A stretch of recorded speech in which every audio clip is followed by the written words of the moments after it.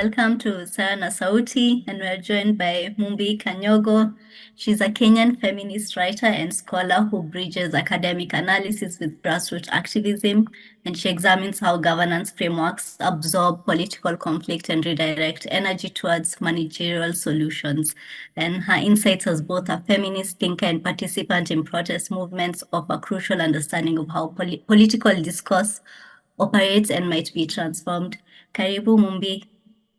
Santi, I'm really glad to be here. Thanks for inviting me. I think we're going to begin by discussing a piece you wrote on your Substack titled "How Good Governance Came to Dominate Our Discourse and Demands," and you examine how the word "good governance" has come to dominate political conversations in Kenya and largely Africa. You argue that it represents a depoliticization of public life.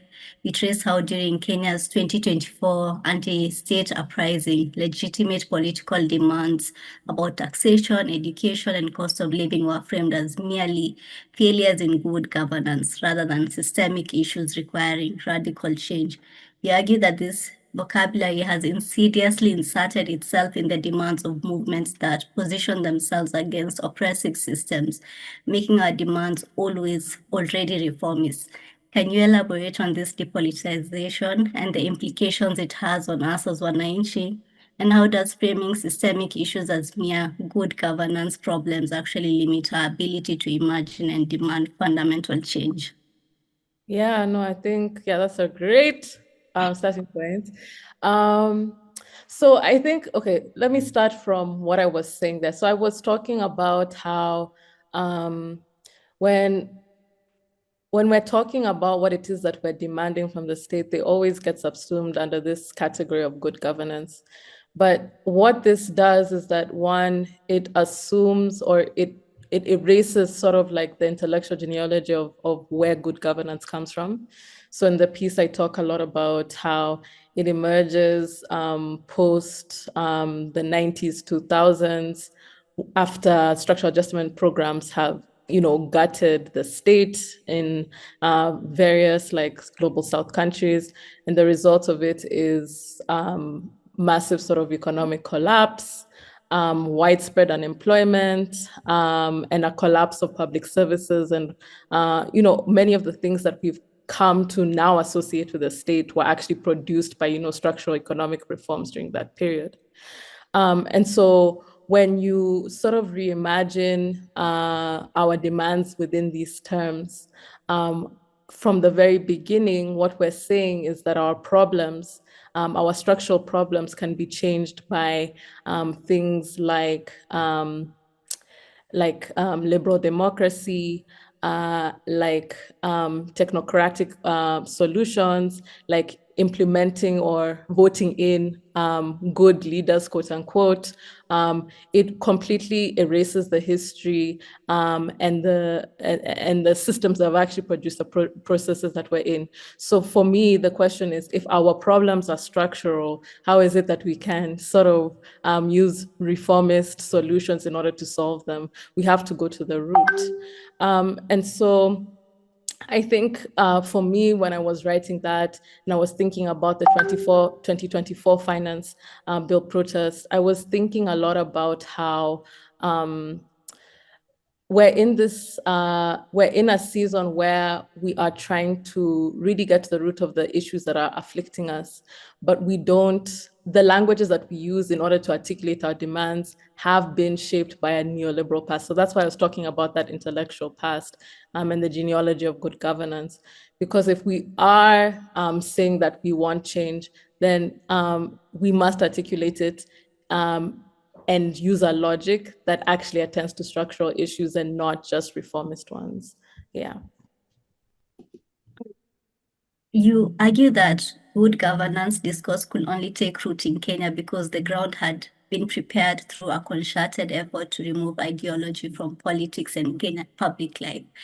You write that this depoliticization has many beginnings, but you focus on three key moments: the colonial ban on political parties in 1953, the 1965 Sessional Paper No. 10, and the subsequent silencing of progressive opposition. Can you walk us through these three Yeah. pivotal moments, and what exactly transpired during each period that systemically stripped ideology from Kenyan politics, and how those decisions shaped the societal and political landscape we've inherited. Yeah, okay. I'm going to try to remember. I'm just like pulling it up.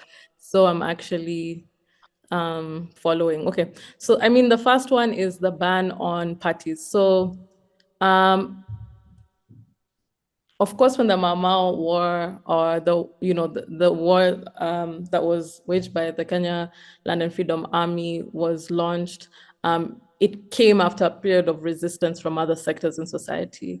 So, in thinking about the Mau Mau, you must also think about the general strikes that happened before in the 50s, the various sort of uprisings that happened in various cities, even in the 20s. We have to think about sort of that genealogy of resistance that actually burst the Mau Mau. And so that's one part. And then the second thing is to remember that the Mau Mau was waged by landless peasants for the most part in central Kenya, along with people who are like semi-proletarianized. So when I say that, I mean people who had been forced to come and work in various cities because they could no longer sort of get their livelihoods from their own land. But the colonial state in Kenya was very keen on ensuring that people had one foot in the city and one foot out because they were not willing to pay people living wages. And so, this all sets a scene for the colonial state in which it realizes that the only way to sort of wage a counterinsurgency against the Mau Mau is to prevent it forming solidarity with other movements.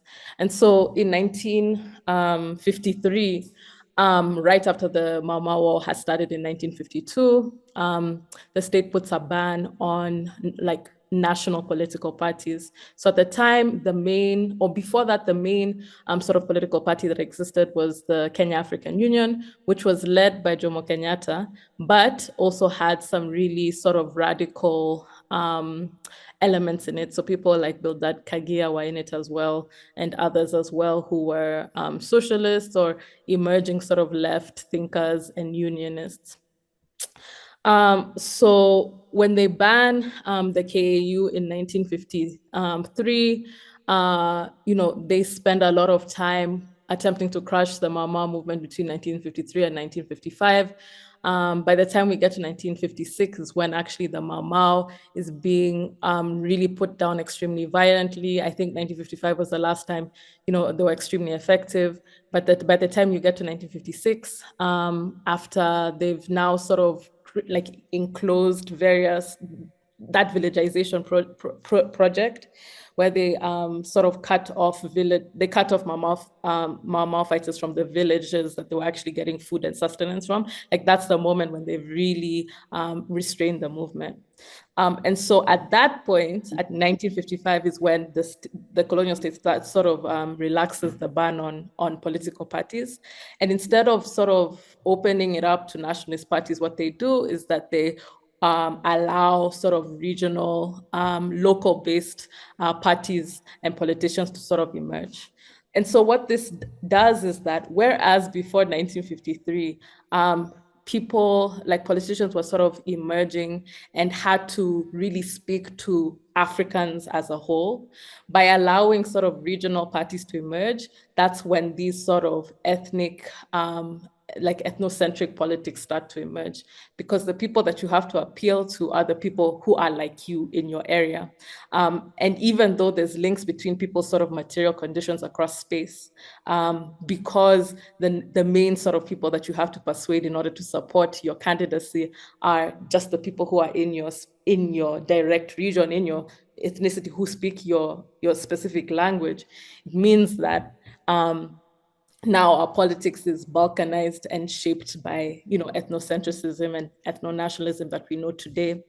And so it creates this space for not only sort of these ethno-nationalist like parties to emerge, but it also means that the standard for politicians and for leaders at that time is overwhelmingly like moderate in ideology, and they don't actually have to tie what they're saying to any material sort of like material demands or ideology or progressive ideology. And so that sets the pace for how we get to today, where we have politicians who sort of have no sort of ideology, have no sort of commitment to meeting people's material demands, and are simply focused on forwarding and using ethnicity in order to divide and conquer. So that's phase number one.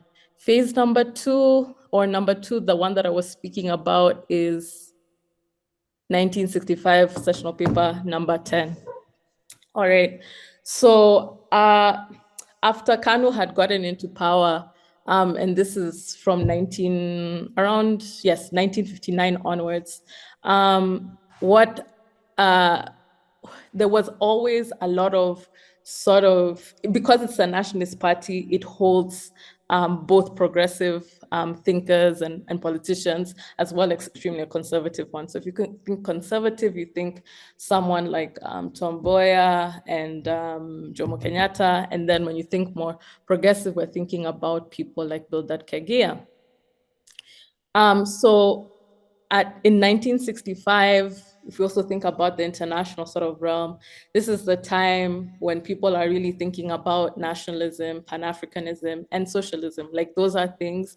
We have like Nkrumah in Ghana, and then we have Nyerere in Tanzania, and they're both forwarding like visions of Pan-Africanism that are extremely tied to socialism and communism. But at the same time, Kenya at this time is, it's emerging from colonialism, but it's colonialism, like the end of colonialism in Kenya is sort of, it happens on terms that are nonviolent and negotiated in Lancaster.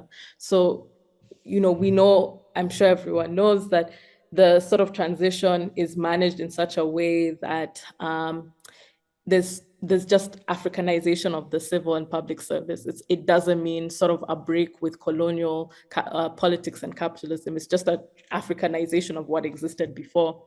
And so when Kenyatta, who eventually sort of rises to become like prime minister and then president, is sort of thinking about how to negotiate the sort of rising left or existing left that exists within the KANU, and then also amongst students, and then also amongst unions.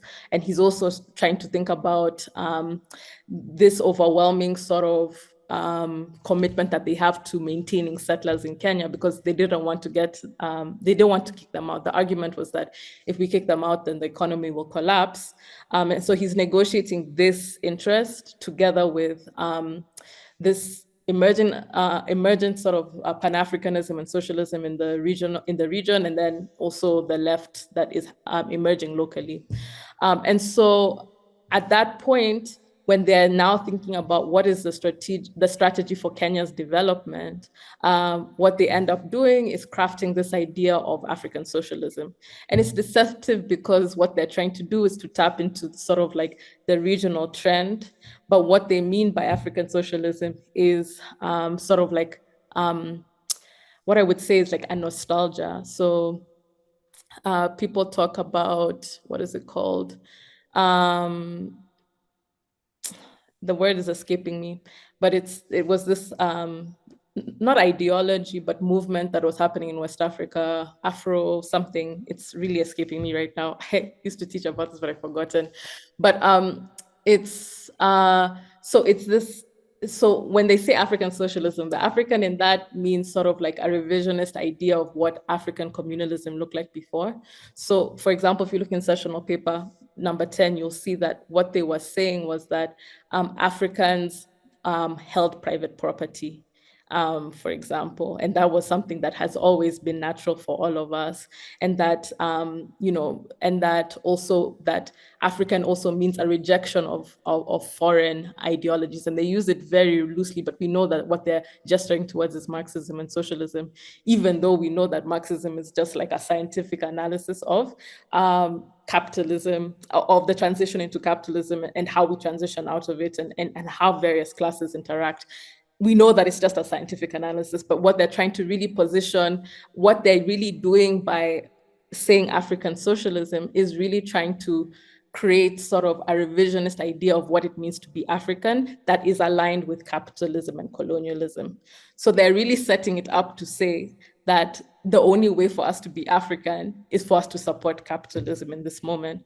And so what sessional paper number 10 does, if we're thinking about sort of like that framing history, is that it basically enacts, or it creates a strategy for Kenya's sort of development that essentially, what's the word?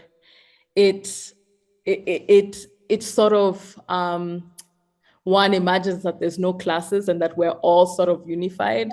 And it sort of aligns it so that the focus is on sort of securing not local elites' interests and not the sort of interests of the masses. So, for example, things that they do are they mandate that there can only be one sort of union in Kenya. And it means that all the left unions were sort of consolidated with Tomboya's sort of reformist, like CIA sort of infiltrated Kenya Federation of Labor. They all put them together under one union that is sort of overseen by the state directly. And they also outlaw the right to strike, and they say that it's actually contradicts the development that we want to have. Other things that they do is that they ensure that private land ownership is like enshrined and something that's protected. So you can see the way that they set up Kenya, like if we think about this as Kenya's sort of framing document, we can see that the sort of disposition is towards capitalism and away from people's interests. And then the last thing that I say that sets the ground is the fact that there is a campaign that happens around the time when the sessional paper is sort of being shared. And for me, it's really important because it explains why our political landscape is so arid and doesn't have any sort of ideology. So things that they do, for example, are that one, when they're constituting the paper, whereas it was commonplace to sort of consult various members of Kanu party, in that moment, Kenyatta and his cabinet just take a unilateral decision in order to sort of send that paper to parliament, and then he forces people in parliament to vote in favor of it. So from that moment, we can see this sort of like capturing of various institutions in order to fit the agenda of like the president, which we know has been a theme throughout our history. Another thing that they do, like I was mentioning, is that they collapse the unions under what we now know as KOTU. And actually, this is my gripe. People always say it's Atwoli, but I'm like, no, you have to go back to the beginning. It is KOTU that is the problem with this, because the issue with KOTU is that the reason it was created, and it literally happened overnight. Overnight, the offices of the radical unions were closed. It just happened overnight, literally. And what essentially that they do is that one, coaches are very revisionist like union. They're not interested in socialism or communism, very sort of aligned with US based like revisionist unions.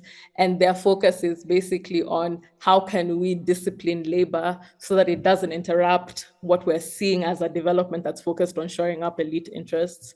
Other things that they do is that there is a really radical like student or like think tank or a space for people to actually think and develop sort of leftist ideas and solutions. It was called the Lumumba Institute.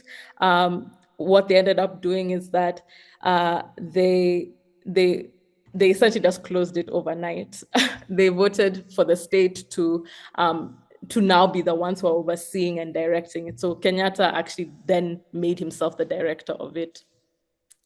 So I just say this all to say is that the campaign around this sessional paper number 10 was really about suppressing the left entirely and creating sort of a vacuum where now the way that our politics would be conducted would be in line with ethno-nationalism, would be to assume and say that it's democratic, but it was really about sort of a politics that's now focused on shoring up elite interests. Yeah. Sorry, that was long. No, that was perfect. Mhm. I think for me, I didn't know that Kotu was formed by the state when I was reading your piece, and that just took me aback because you've written about domestic workers, and you look at treatment of domestic workers in this country, and that there's no one who ever advocates for them ever. Like they're sent to the Middle East.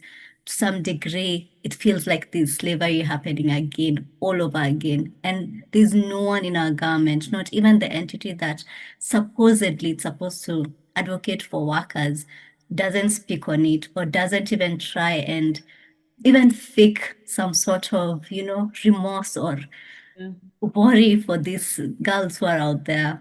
But yeah, that was wild, like discovering the formation of Hutu on your piece. I was just like, what? Yeah, like, and I think the sad part for me is that like a lot of actually one of the guy who used to be the head of the Kenya African Dock Workers Union, which was one of the sort of socialist oriented unions before Kotu was created and they absorbed everything. He died, I think, last year. He's called Dennis Akumu. Um, and he was forced to now act within Kotu, but he actually advocated for really like radical unionist politics, but in sort of a regional formation. So for me, it just speaks to this sort of like legacy that we have in Kenya of it's not that we don't have a left, it's that the left has been exiled and repressed extensively. And that is what shapes the reason why our politics looks like today. So for me, it's like, it's so important because for a long time, it was so important for me to like do that research because for a long time, I would just have this constant question of why does Kenya not have this leftist past, like in the same way that our neighbors do? But then to find out that there was a planned campaign to like annihilate the left. Like for me, that just put things into perspective a lot. Yeah, and also like at times when you look at how people frame online, parliament has been captured as if it's a recent event. But when you read your piece, you're like, good Lord, it was from the get-go, from the beginning. Like that was our state. Yeah. And so I think at the beginning of the conversation, you touched on how mass suffering emerged from the structural adjustment programs that were you Mm, know, brought down to us by the IMF and World Bank, and you say that this is at the beginning of the good governance discourse in the 1980s. And you mm, argue that this was a deliberate strategy to avoid taking responsibility for the devastating failures of their policy. And mm, instead of examining those policies, they shifted the focus to whether African leaders were implementing these policies correctly. Just help us understand how we came to that point and um, and how they use these words, good governance, accountability, transparency, to hide their own policies that they impose on us.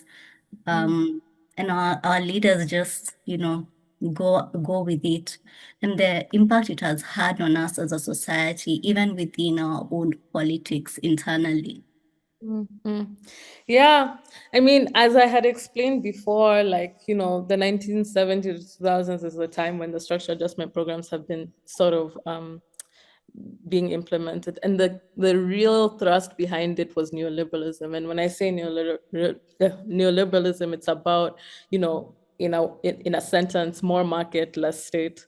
And the issue with more market, less state is that we're in a country that has been seriously underdeveloped by colonial state.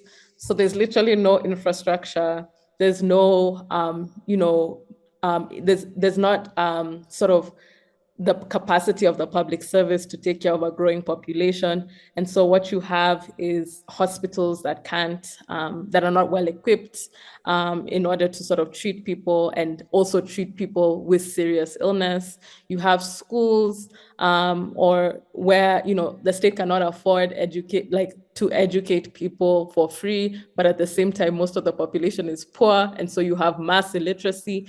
There's a way that these policies were not sort of adapted for the realities that we had, that people were existing in, especially post like the colonial period. And so we know that the SAPs were sort of implemented because of the collapse of commodity markets that, made African economies extremely vulnerable because all our exports were sort of based on raw materials that were, very sort of vulnerable to changing prices. And so what ends up happening is that, like I was mentioning, when you remove the state for a population that is extremely poor, is just chaos. Poverty levels increase, development stalls, there's huge unemployment. Even that period, people will talk about the levels of crime. Of course, there's high levels of crime because people are poor. The only way for them to survive is through theft. And so it just creates a whole set of of suffering, like mass suffering, like you're talking about. And so, the IMF and World Bank, they're institutions in the sense that they also have to assess now the impact of the programs that they had. So there's a particular report that they released in the early 2000s to sort of take stock of the impact of those programs that they had actually implemented across the global South. And what they sort of decided to frame those failures as was that it was the result of the state not implementing neoliberalism properly. It was not the fault of the actual policies and programs. And so the way that they summarize that is the fact that there is bad governance in the global South, not good governance. And so what they mean by good governance in that moment is ideals of like the free market, allowing the free market to just exist, invisible hands or whatever it is that they speak about. It's about rule of law, and it's also about liberal democratic sort of values like free speech and free press. Like that, those now become the metrics under which to sort of measure progress in our countries. And again, I have to remind people, yes, those things are, on the face, okay.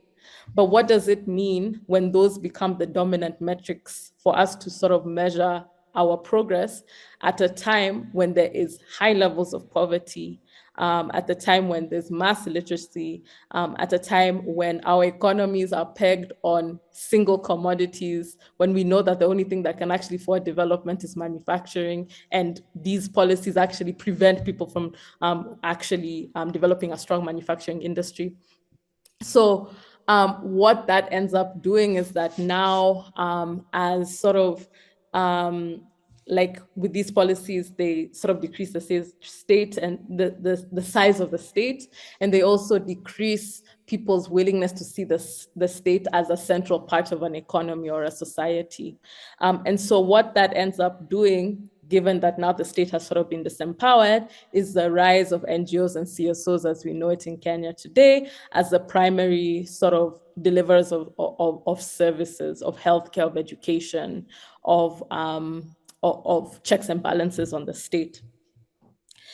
And so we always say that the hand that feeds you determines what you can say. And that's very clear in that moment. And so at the same time that sort of NGOs and CSOs are rising, we also have to, and neoliberalism is taking its course, we also have to take into consideration what's happening with the Cold War. So the Cold War is ending towards the end of the 1980s, early 1990s.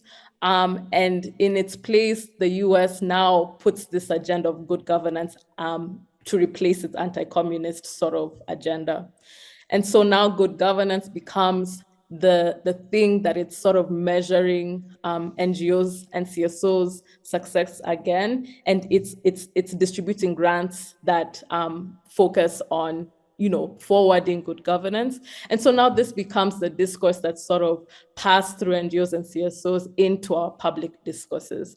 And so now that's why right now, I think it was yesterday that Maraga declared his intention to run for the presidency. And of course, the language he's speaking in is of constitutionalism and good governance. There's no attention to people's material needs. There's no attention to the issues of neocolonialism and imperialism that are stunting our development locally. We're just talking about life in terms of constitutionalism and good governance. And so for me, we have to remember that, it's not a neutral thing. It's fundamentally about determining how it is that the things that we find valuable in our society. And because the West has always been sort of partial towards political and civil rights and not economic and social rights, now these become the values and the principles that we all imagine as important, even when we live in a country where most people are, extremely, extremely poor. So, it's a question of priorities.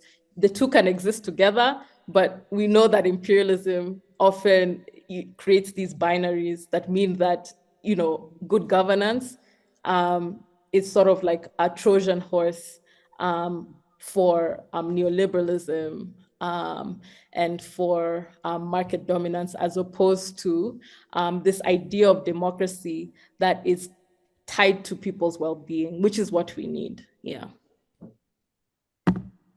Interesting. And it was really interesting that you brought up the civil society and NGOs and how they we view them as wananchi as the resistance against the state.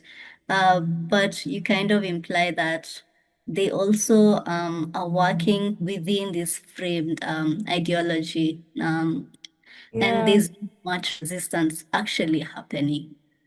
Yeah, I think, yeah, I mean, it's been interesting to see in recent years people or organizations starting to sort of call out the IMF and the World Bank locally and across the region. The demand is, for reform of the IMF and for them to stop sort of infiltrating our sovereignty. But again, the sort of demands are reformist. Um, it's not about really understanding what the political purpose of these institutions are, which is to stunt development. I mean, I could go on what we're seeing in Iran, what we're seeing in Palestine. For me, we have to make those connections and we have to understand what the structural and political purposes of institutions are in order to determine whether reform is the pathway or whether a complete reconstitution is needed. Yeah. I think you conclude the piece by challenging us to move beyond good governance as limits of our political imagination. And you ask us how aspirations can be restricted to better government to manage fundamentally unjust system, and call for re-entry of revolutionary ideology into our politics as the basis of critique and resistance. And you argue we need to exercise our tongues, our demands, given how deeply this vocabulary has penetrated even radical movements. What will it actually take for us to break free from good governance discourse? And how do we begin to articulate demands that challenge systems rather than just seeking to manage them better? And I think, Yeah. Yeah, yeah, go ahead. as Kenyans, we are just, when you hear revolutionary, we have this fear, or we're always directed to look at your neighboring country, Somalia. Do you guys want to end up like that? Or look at this other failed state, or look at this other failed state? Yeah, yeah. I mean, I think that's such a good example because it shows that the metric on which sort of failed state is sort of measured is in line with this good governance sort of um, like doctrine. It's about, do you have elections every 5 years? Do you have representatives in parliament? Can you just say you have representatives? Can you say that you have freedom of the press and that you have freedom of speech?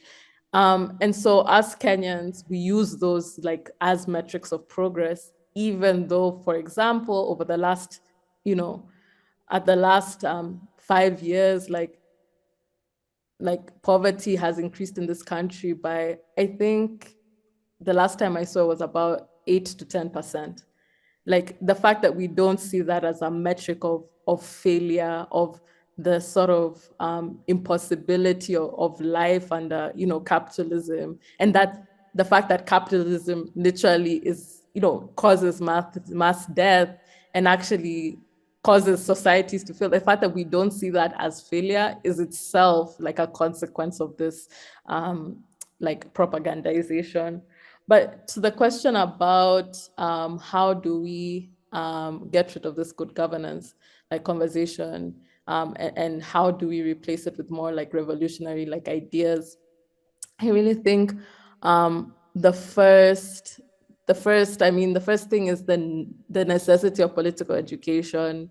I mean, it's the work that you're doing here with this podcast, and so many other people are doing it. And I mean political education in terms of getting people to understand how power works within our societies and how it shapes how we think about the world and how we experience it.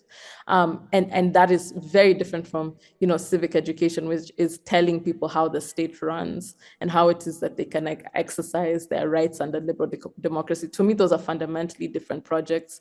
One is about navigating the system as is, and political education is about how do we actually reimagine society, and two, how do we change it together.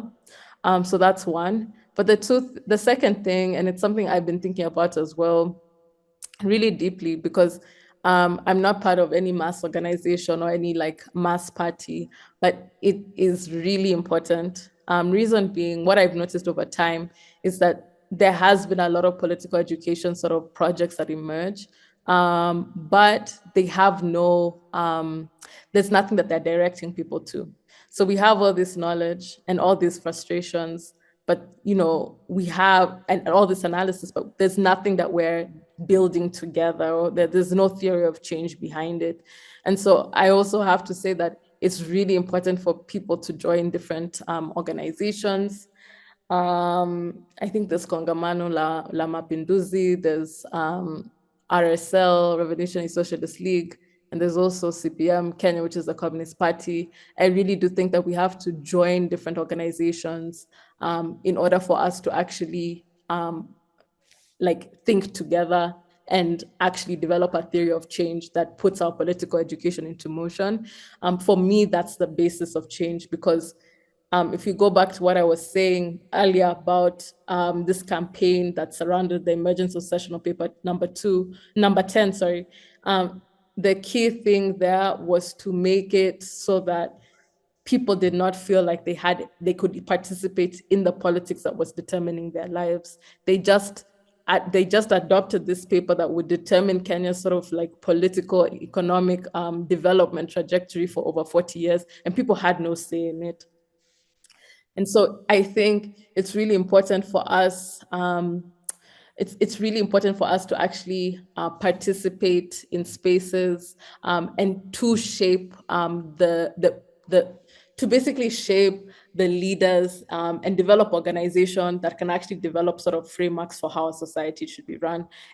And that, I strongly believe, needs to come from mass-based organizations, not from charismatic individuals, not from people who we see as saviors. It can only come from us thinking and organizing together. So I really think that, there's no shortcuts around it. Like, there's these political education sort of initiatives that actually expose the actual structures that are creating the problems in our societies.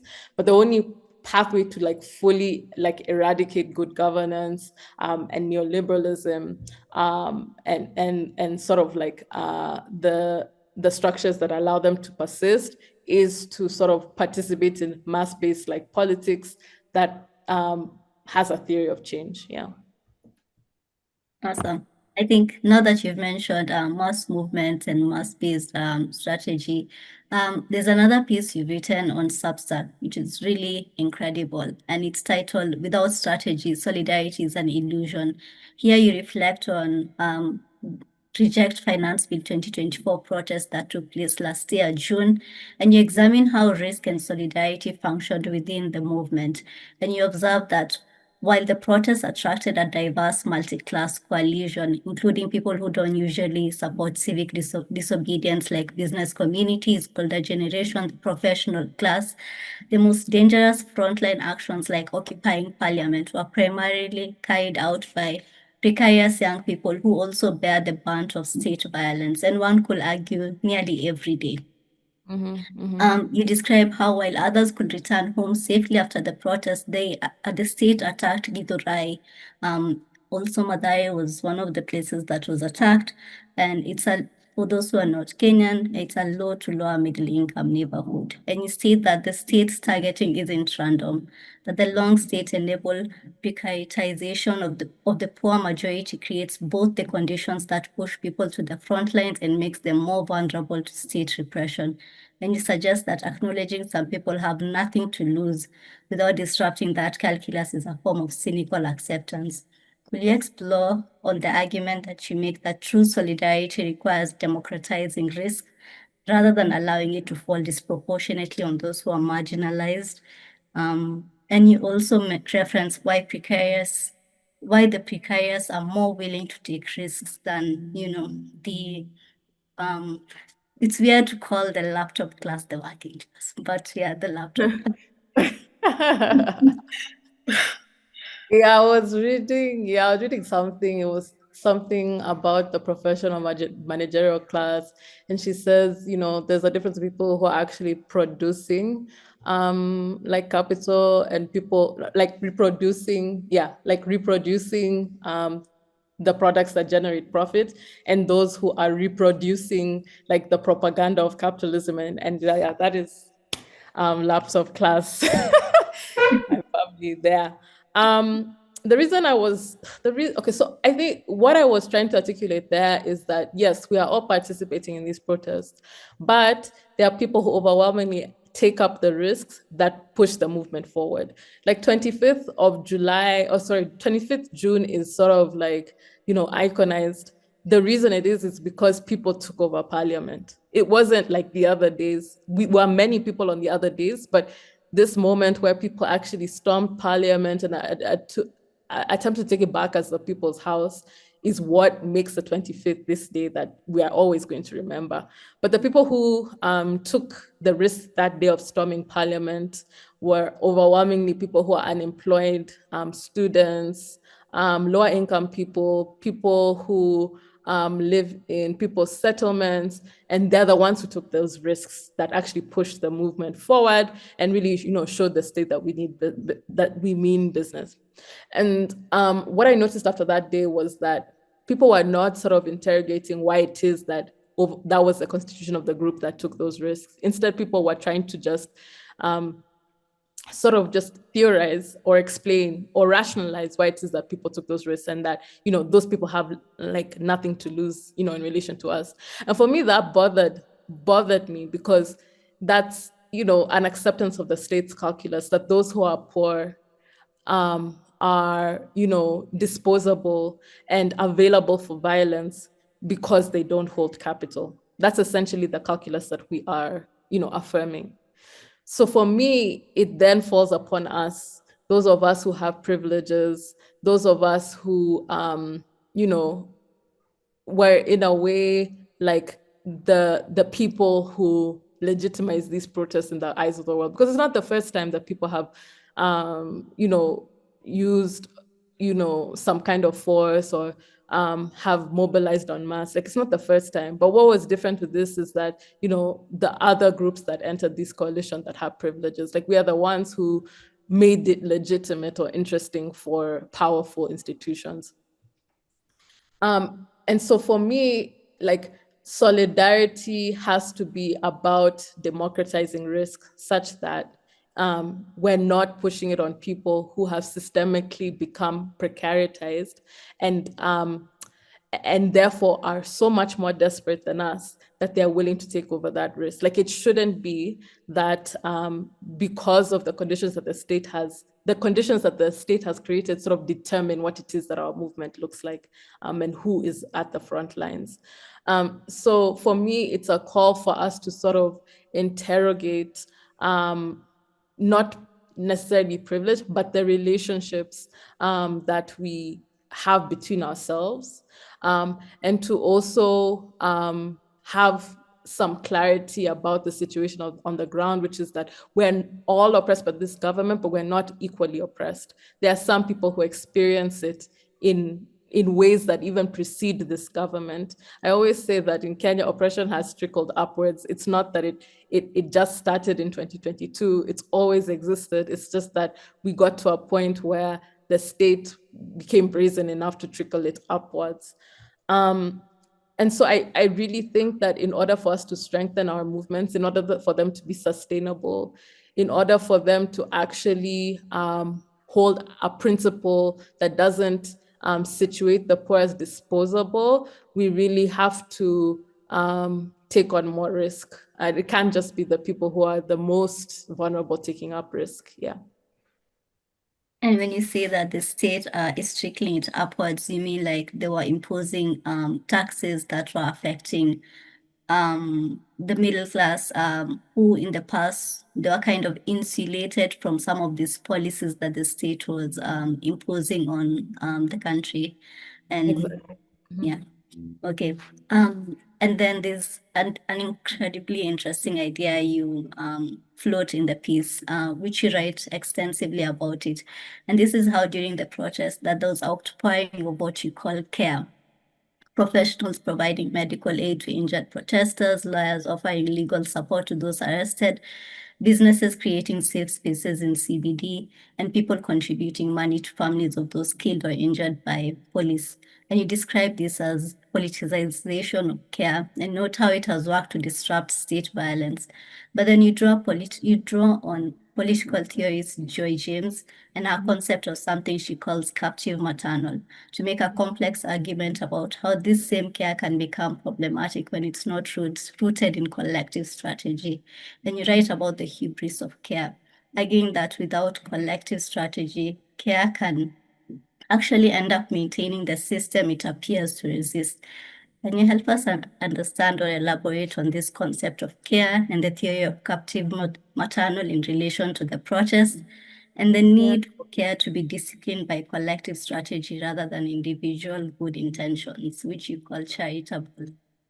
Yeah. So I was thinking with this concept of the captive maternal. So, Joy James she she wrote this book called Newborn's Abolition. So that's the text that I'm mostly like referring to when I'm writing about it. And in the text, she's sort of analyzing the various sort of movements that have emerged in relation to police violence in the US. So Black Lives Matter, but also within Black Lives Matter, there being different sort of strands.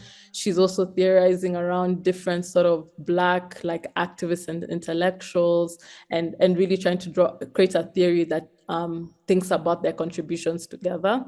And the reason she's doing that is to also help us understand the way in which the state sort of repurposes, like imperialism, capitalism. I'm not just talking about the state, like in general. There can be good state in some countries, but like the state repurposes people's capabilities and capacities in order to sustain itself and to sort of grow its tentacles of oppression.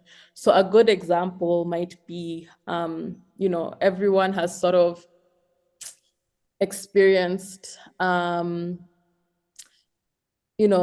our context, I would say, I would even say lawyers, for example. That's a good one. Um, lawyers are great people. They interpret the law for us here and there. We can go into the rest.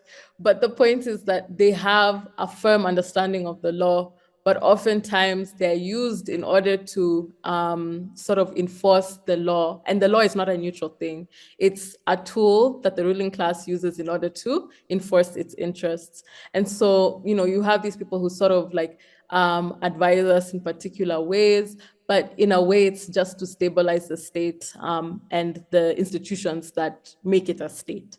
And so basically, Joy James, what she's trying to sort of draw attention to is the way that we can be perfectly like fulfilling like our jobs as like professionals, for example, but the political purpose or the political function of our work can be to stabilize oppression.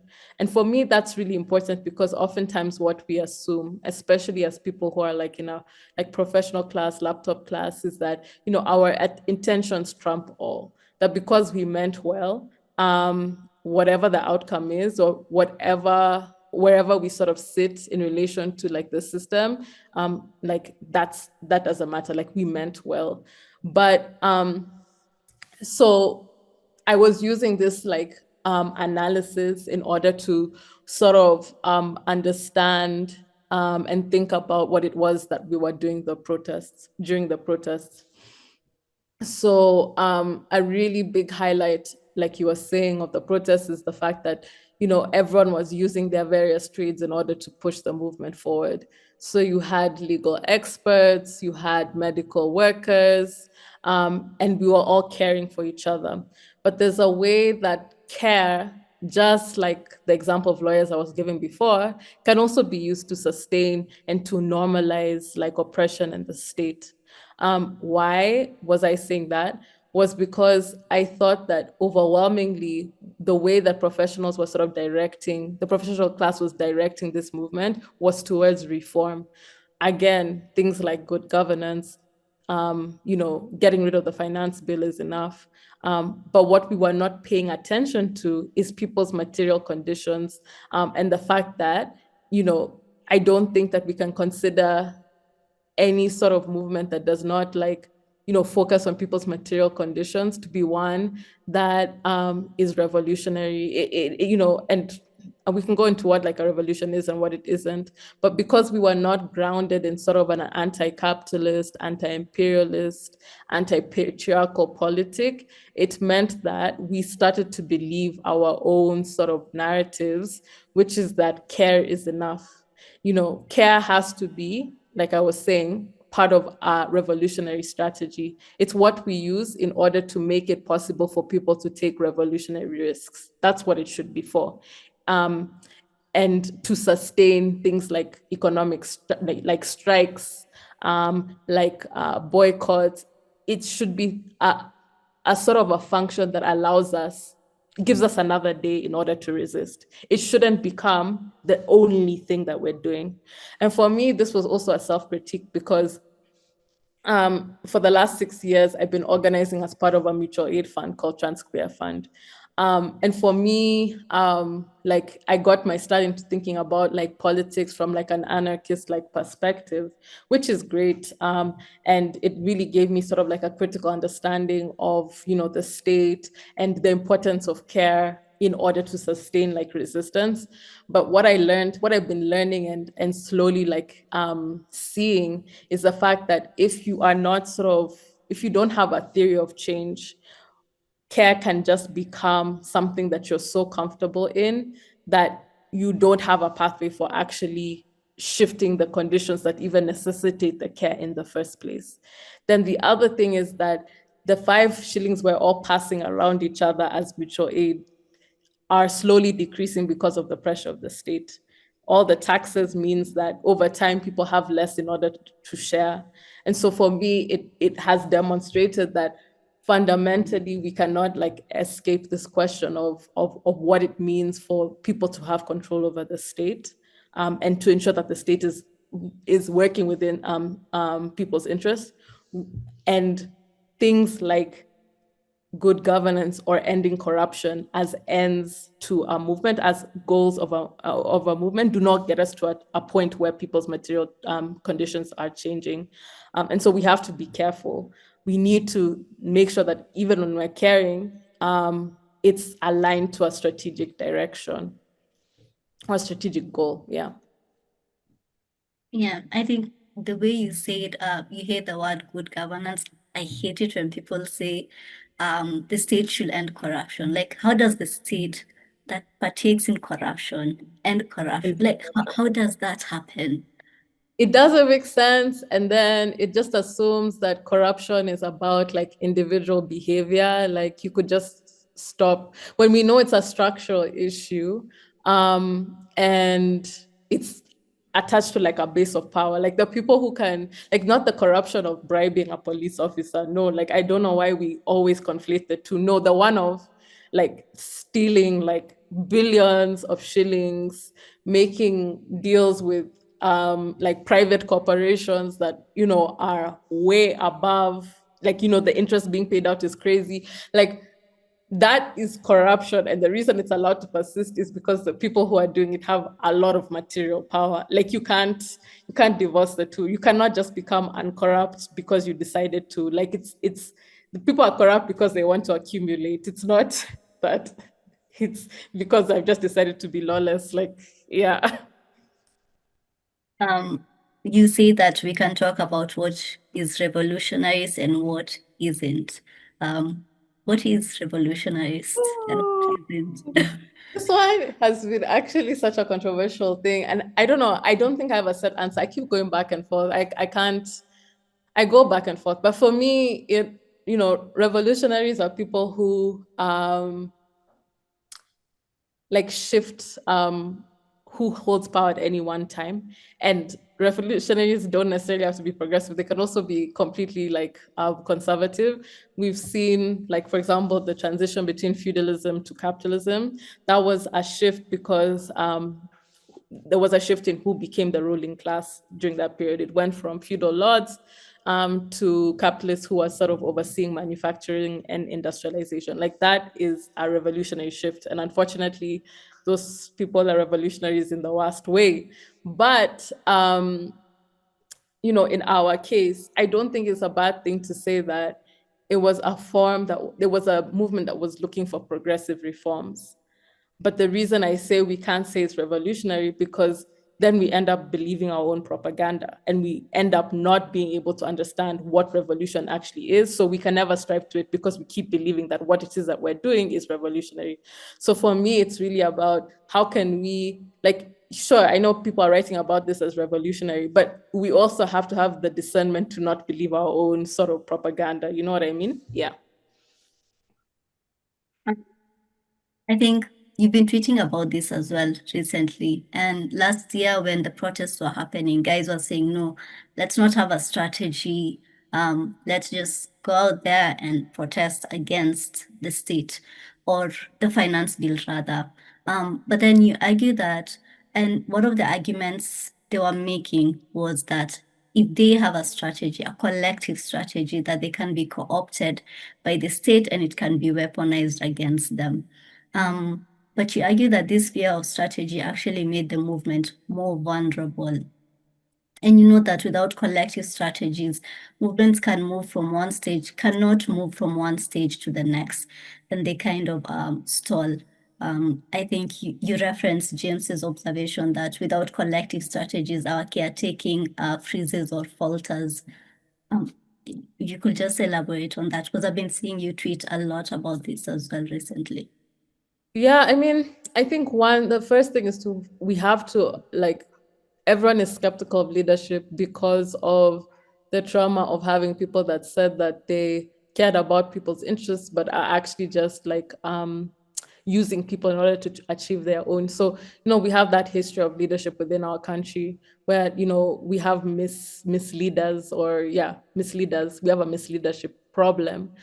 But we have to also understand the context from which these leaders emerged. Like none of them emerged from people's movements. They were all sort of imposed upon us through various sort of networks of nepotism and like familiar relations. They were not people that were sort of shaped by movements who had like strategized and organized with like people's movements, and therefore they cannot fundamentally represent people's movements, because also their sort of network or who they're accountable to is who put them there, and the networks that put them there. And since it's not people, how can they be, accountable to us? And so for me, that also demonstrates an opportunity. Like, it's not that leaders are bad, it just means that, the leaders that sort of emerge and the ones that we support need to come from our own movements and need to come and represent like a strategy, and they need to be accountable to that strategy. But even before we get to leadership, I think there's the importance of organization. And the reason I was saying that movements stall when there's no strategy is that we've seen it, we're seeing it right now amongst ourselves. Like, we notice that, like, the state has gotten clever. They have always deployed the police, but now also they're mobilizing goons in order to sow chaos. And then after that, they have this communication strategy after the protest, which, like, the messaging strategy sort of it conflates goods and protesters to make the protesters look like people who are disrupting businesses, who are causing chaos, and who are violating people. So, we're seeing that, they're using different strategies in order to make it difficult for people to protest. But because we're disorganized, and I mean, it's not that we're not talking, I mean, disorganized in that, like, there's no structure that holds us or institution that holds us, and there's no one that is accountable for our actions, or there's no one that can, see a problem and course correct. It means that we're stuck with one tactic, which is to protest on the streets. And it means that it's very difficult to mobilize people for things like strikes, like things like stopping paying, for example, our deductions. All those things require organization. They require people to take calls about when to take up one tactic and when to take up another. They all require a level of decision making and a level of mobilization and discipline that can't exist if we're all just responsible for our own actions. It means that today, if someone calls a boycott, I know people have called boycott Safaricom Monday, which everyone should participate in, by the way. But the limitation of us just saying it within Twitter or whatever is that if I decide not to do it and I decide to use my M-Pesa on Monday, who's going to tell me that I did the wrong thing or get me to do the right thing? And beyond that, we know that this is a country where there's a huge, like, digital divide. Yeah, I think the other Yeah. thing is that there's a digital divide. If you call a boycott on social media, what structures or what mobilization do we have to be able to mobilize people, to get people to mobilize people offline? All those things require structure and organization. Even if it's the thinnest organization, that's still organization. Getting people to do different things and to around a particular objective, and to shift tactics if it works or if it doesn't work. Like, all of that requires that. And so I think that if we are going to actually work to remove this government, it requires a combination of tactics. It can't just be street protests. And in order to use those other tactics, we need to be organized, and we need to have a strategy that tells us what it looks like to intensify things, what it looks like to use other sort of tactics. Like, all of that requires organization. Yeah. I think one of the other things last year we saw people comment on was also we want the end of the finance bill, or at some point it got to we want Ruto to leave. But the question that was being asked was, as opposed to past movements like Kenya or December 12th movements, where they're very clear on what they wanted to happen next. they had these ideas of what they thought should be implemented. And you also mentioned the material conditions of Kenya. Like if you look at those two, they always touch on the material conditions of Yeah. wananchi. But with the protest, it seemed like also when you talk about strategy, um, does it also mean like the lack of what comes next? What do we want to happen? Like we want this to go, but what do we want? Like, yeah. Yeah, exactly. Yeah, what do you want to replace it? And I think the danger is like if we were actually to remove them, you know, the person who's most organized or the group that's most organized is the one that typically seizes that power vacuum. And we've seen, um, I'm trying to think of a context where we've seen this happening. I think right now guys are mentioning Bangladesh a lot. Yeah, I mean, people did all of that, and then it just took like, I think he's like this academic who now became the guy who was called in to become the president. And it didn't necessarily mean that the like conditions have changed. It just meant that, what changed? Like, yeah, no, she was not being like the person before was being deeply repressive to a variety of people, and now they're not as repressive, but nothing has changed at a material level. So yeah, I think, yeah, for me, and the thing is, it's weird because, like, I mean, yes, like all of us have been really like skeptical about leadership, and it's not to say that even the existing organizations are perfect. Like, I won't go into it, but like, there's things to be said about certain ones, and things like patriarchy, misogyny, and homophobia, and the way that it make it difficult for a lot of people to be in those parties. But we can't escape the question of organization. Like even if it's not those ones, like we still have to be organized in order for what we're doing to actually be successful. Yeah.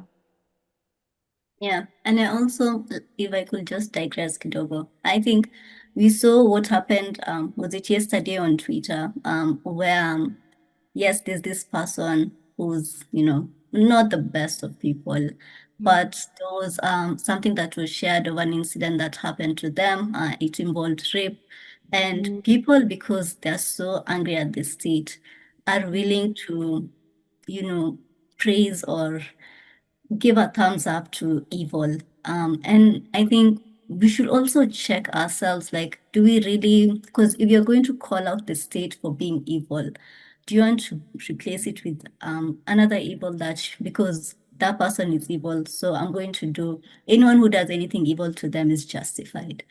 It yeah. was Yeah. saying that. Yeah. Yeah, it's not okay. Like you hit the nail on the head. Like it says more about us, and it compromises our own movement when we do things like that. Like we really have to be careful. We have to be principled. That's the other thing about organization. Like now anyone can say anything, but when you're part of organization, there's a particular like political line you have to hold, you know? It's not Yeah. about your own sort of feelings in one particular moment. And I think it's definitely needed. Yeah. Mumbi, you have one of the most interesting voices on Kenyan Twitter. So a few people who knew I'm going to have this conversation with you shared some tweets, and they wanted. Oh. Oh my gosh. I'm like, well, I need to delete. Anyways. So the first tweet is private property equals to primitive accumulation equals to underdevelopment, aka no logistics and storage, almost no investment in smallholder farmer support in favor of MNCs and monoculture is equals to perennial man-made farming. Yeah. Yeah. Yeah, you've gotten the whole thing. I mean, I was just trying to like show, because I mean, we're in this moment where everyone is, Maraga has said that he wants to, his main sort of platform or thrust is like constitutionalism. But like I keep saying, like the law, it's not about like it's not about uh people not just wanting to, it's not about like the reading of the constitution, or it's not about like the willingness of people to sort of abide by law. It's that people have power that allows them to not like abide by it.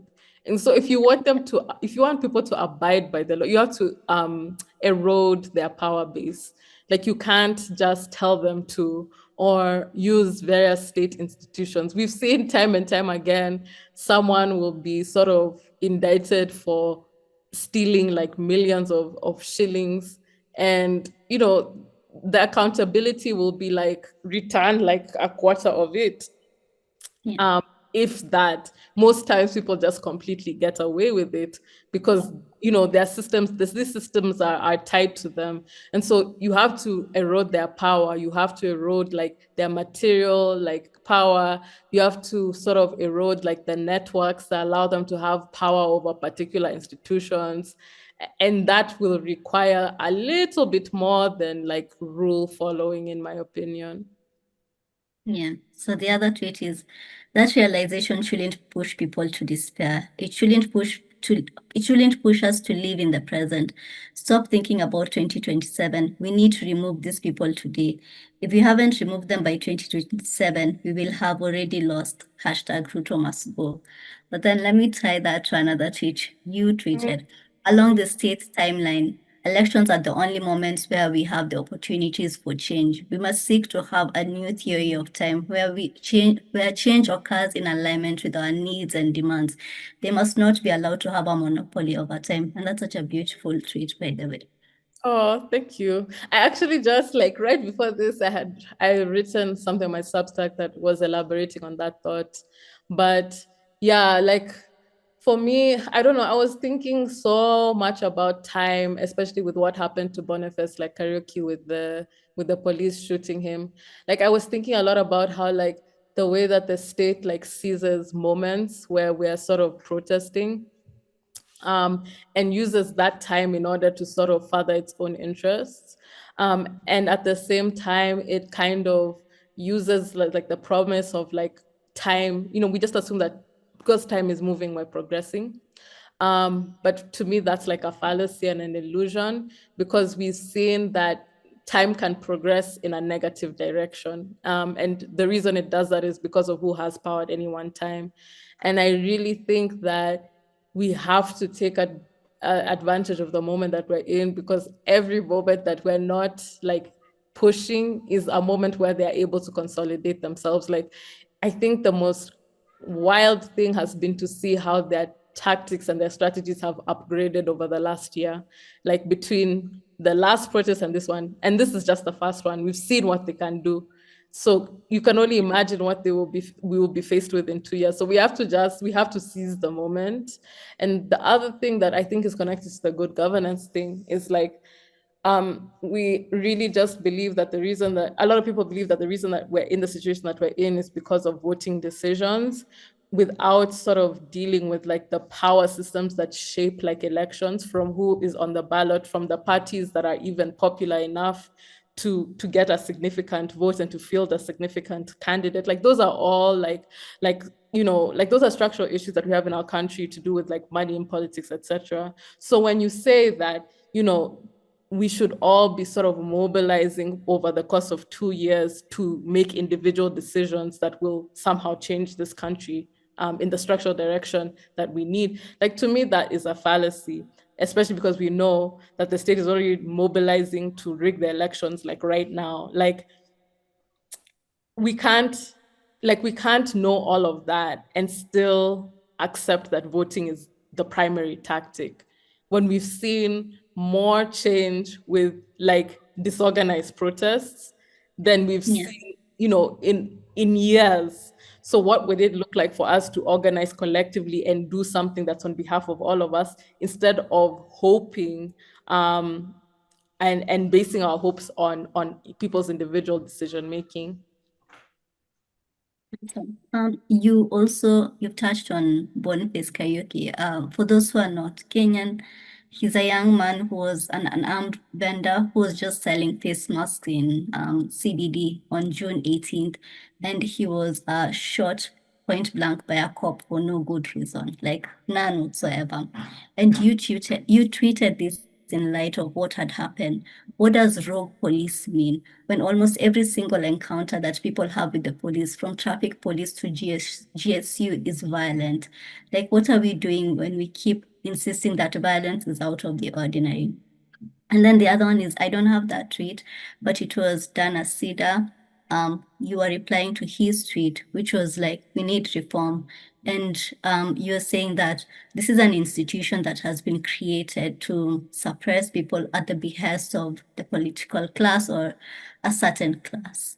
Yeah, yeah. I mean, if you look back at the function of police, it was literally to force people to abandon like their farms at home and to labor for the like colonial settler class. Like their function was to police labor and to force people to work on behalf of profit and not themselves. So if we think about that history, like these people are not like made to be a service, like they were made like for particular interests. Yeah. Yeah. I think just closing the podcast with reflections, or next week will be the 1 year anniversary of the last Reject Finance Bill protest, and Kenyans will be going out there to protest as well. Just share with us your reflections and your thoughts over this period and what you hope to see take place moving forward. Yeah, I mean, I really love that we're creating our own culture of memorialization.